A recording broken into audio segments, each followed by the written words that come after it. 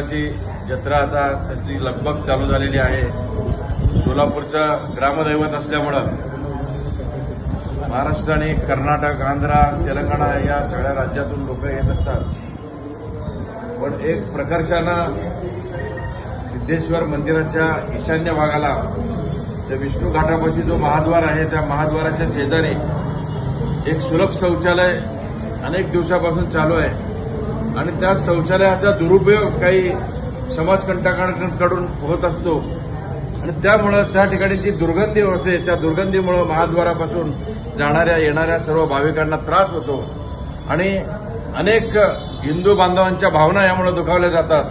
त्यामुळे प्रशासनाला आम्ही या निवेदनाद्वारे त्यांना सांगितलंय की जो सुलभ शौचालय आहे ते शौचालय तिथनं हलवावं, त्याचं स्थलांतरित योग्य ठिकाणी करावं आणि त्या परिसरामध्ये स्वच्छता राहावी। येणाऱ्या जत्रेमध्ये भाविकांना त्रास होणार नाही, माता भगिनींना त्रास होणार नाही या पद्धतीनं त्यांचं प्रशासन आणि त्याचं कंट्रोल त्याप्रमाणे त्यांचं असावं यासाठी आम्ही निवेदन दिलेलं आहे। एक 10-15 दिवस आम्ही बघू, जर याचा जर काही उपयोग झाला नाही, निवेदन देऊन सुद्धा जर तिथं काही स्वच्छता झाली नाही, सुलभ शौचालय हटवलं नाही, तर आम्ही शिवसेनेच्या वतीनं शिवसेनेच्या सिद्धांताच्या प्रमाणे आम्ही रस्त्यावर उतरून आंदोलन केल्याशिवाय राहणार नाही।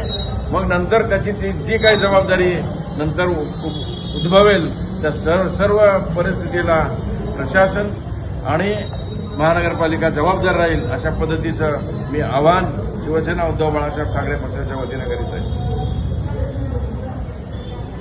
आज शिवसेनेच्या वतीनं ग्रामदैवत सिद्धेश्वर परिसरातील जे अतिक्रमण आहेत, अस्वच्छता आहे, त्यासाठी या ठिकाणी निवेदन देण्यात आलेलं आहे। जे विष्णू घाटापासलं महाद्वार आहे त्या ठिकाणी स्वच्छता व त्या ठिकाणी असलेलं भंगारवाल्यांचं अतिक्रमण जर हटवलं नाही तर आम्हाला शिवसेना स्टाईल आंदोलन करावं लागेल, याची महापालिकेने नोंद घ्यावी व हिंदू बांधवांच्या तीव्र आक्रोशाचा विचार करावा।